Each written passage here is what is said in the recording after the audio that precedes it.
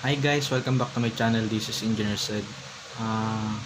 Pasensya na kung medyo delay yung upload ng videos ko kasi busy lang sa work. Tapos may mga part-time pang pinapasukan. So, ang topic natin ngayon about DC circuits.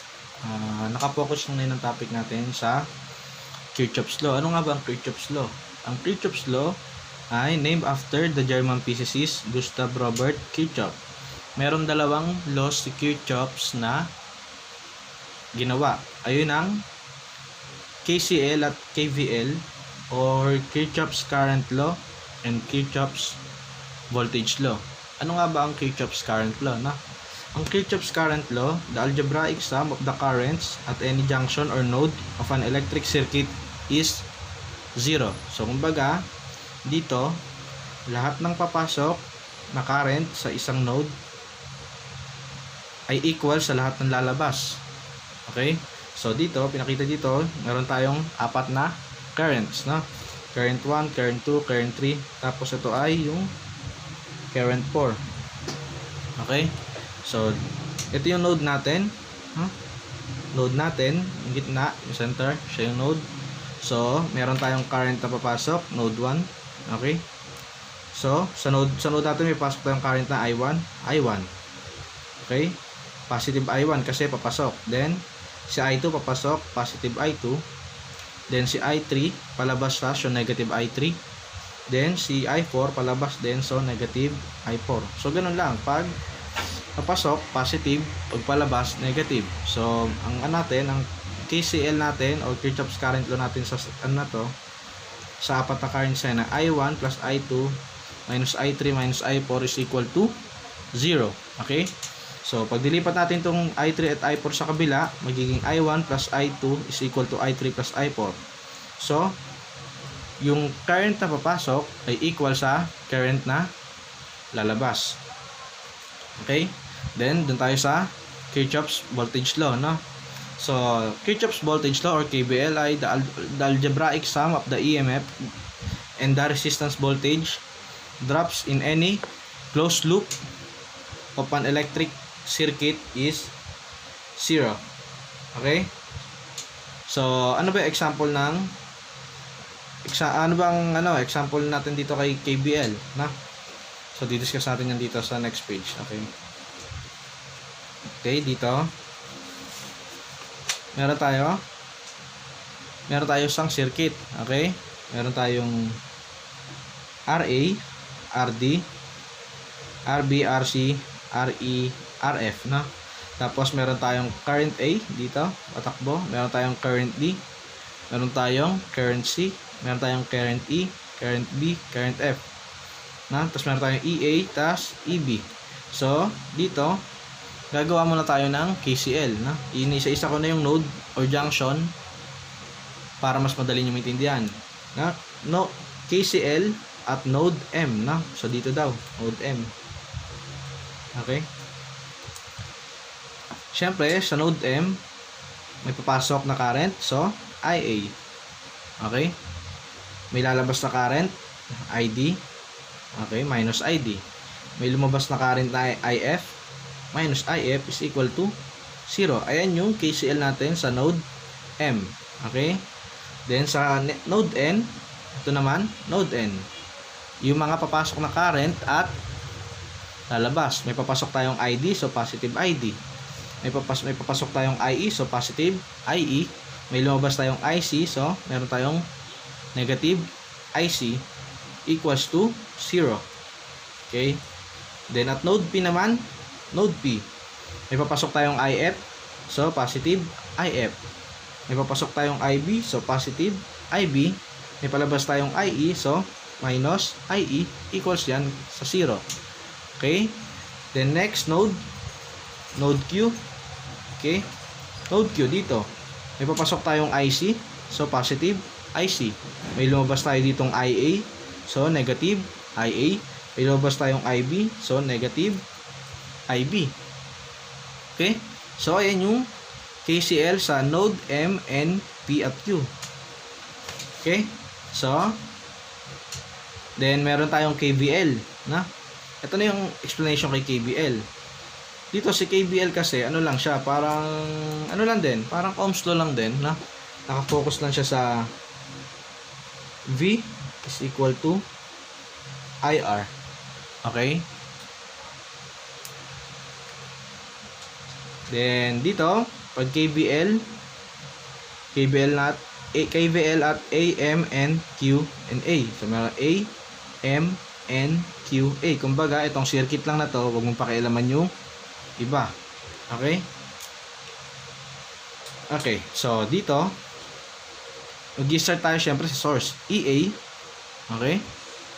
Yung current mo, palabas yan. So, minus ID multiply by RD or yung voltage drop dito kay resistor D. Okay? Meron tayong current pa rin. Ganun same direction din siya. So, minus pa rin. IC RC multiply by RC.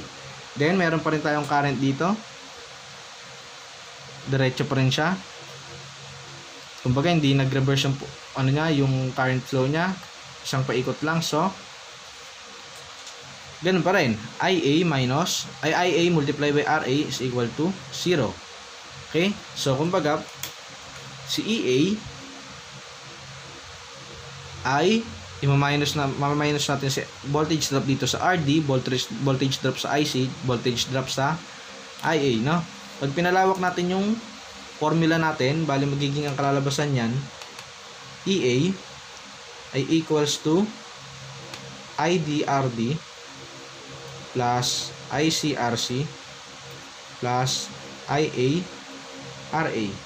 Okay? So, kumbaga, sa mas madaling explanation, yung voltage drop kay RD, voltage drop ni RC, voltage drop kay RA, pag pinagsama-sama, equal pala yan dapat kay voltage A mo, no? Yung sa battery mo pala, sa source mo. Okay? Then, KVL at BQ and QB. Kumbaga, dito dapat kasi magpo-focus sa isang pagkuha KVL doon sa isang source, then sa another source, tapos magkasama na sila. Okay? So dito BQ and QB. BQ ay BP and QB. So kumbaga itong circuit naman, huwag nang pakialaman to tsaka to. Okay, dito ka nakapokus sa circuit na yan. Okay? So EB. Okay? So yung current palabas, so minus IERE. Okay? Yung current sa IC palabas din. So, minus din ICRC. Yung current dito, ganun din yung flow, pasunod para umikot lang sa kanya, paano pa rin. So, then minus IB RB equal to 0. So, pag sinimplify din natin yung yung KVL na to, yung formula ng KVL na yan, meron tayong EB equal yan kay RE plus IC RC plus IB RB. Okay, gets? Then KVL at AMFPBQA. AMFPBQA. Kumbaga, ito naman yung portion na nasa labas, yung outer. Huwag mo naman papakilaman yung nasa loob. Disregard mo lang. So, okay, magsimula tayo sa EA. Yung current flow kayo dito, didiretso lang yan dito. So, minus IFRF. Okay, ito yun. Then, kasalubong dito, minus EB. Okay, minus mo yung source dito. Then, susunod, yung current dito, pasunod pa sa, pasalubong. So, positive dapat, plus pag pasalubong positive, pag hindi siya naka-counter, negative. So positive IBRB. Okay, then si IA same lang din ang direction, so minus IA RA na. So ganun lang ang KVL sa circuit na ito. Okay, so move na tayo sa example number 1. Okay? Example number 1, ang sabi dito, write the Kirchhoff's current equation at node P. Okay, binigyan tayo ng circuit pero yung hinahanap, write the Kirchhoff's current equation at node P. Write the Kirchhoff's voltage equation for circuit B, P, F, M, N, Q, B. Okay? Then sa pangatlo, ang hinahanap, write the Kirchhoff's voltage equation for circuit BQ, NM, FPB, but reverse the polarity of battery EB and the current direction of through RB. Kumbaga, yung polarity nito magiging baliktad, magiging positive, tapos negative dito, tapos yung current B natin magiging reverse yung flow niya. Okay? Paano ba natin kukunin yung current equation dito sa yung Kirchhoff's current equation at node P? Okay? KCL at node P. Okay? So, yung papasok na, ito yung node P natin. Yung papasok na current, ano ba papasok na current? RF papasok. So, IF to. So, dito, papasok yung current kay, si IF papasok kay P. So, IF. Okay? Si current B papasok kay node B, kay node P plus IB. Okay? Si IE lumabas, so minus IE equals to 0 or IE is equivalent to IF plus IB. Okay? Ayan yung current equation. KCL at node P. Okay? Then, sabi dito, write the Kirchhoff's voltage equation for circuit B, P, F, M, and Q, B. B, P, F, M, N, Q, B. So, meron tayong KBL at B, P, F, M, N, Q, B.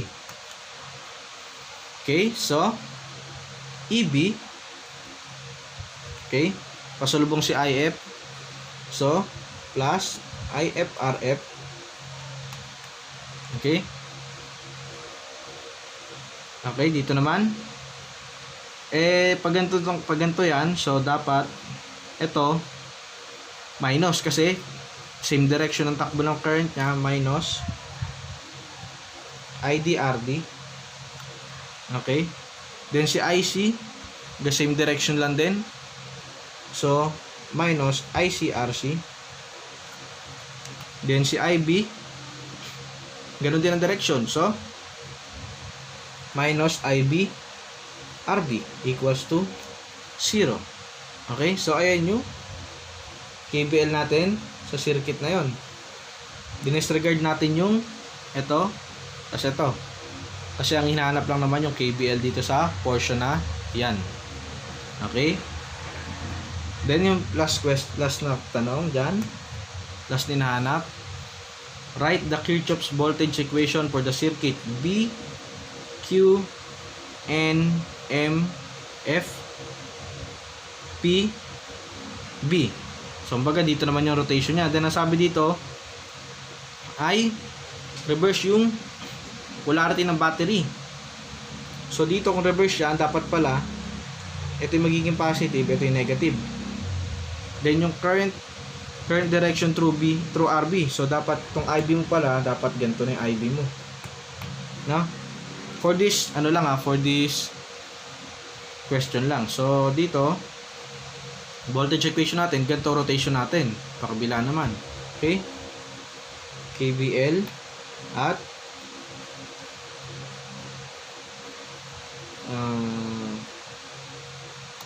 B, Q, N, M, F, P, B. Okay? So, meron tayong EB. Okay? Ito na yung bagong current direction natin. So, minus IB, RB. Okay? Then, pasalubong, kasi ganito ikot, pasalubong si IC. So, plus ICRC. Okay? Pasalubong si ID, plus IDRD. Di ba? Eh, yung current direction of si IF, hindi siya sumalubong, kumbaga, palabas siya. So, minus IF, RF. Okay? Then, dito na. So, equals to 0. Ayan yung KVL natin sa circuit B, Q, N, M, F, F, B. No? Na-reverse yung polarity and yung current direction. No? Ayan yung pinaka-KVL natin. Okay?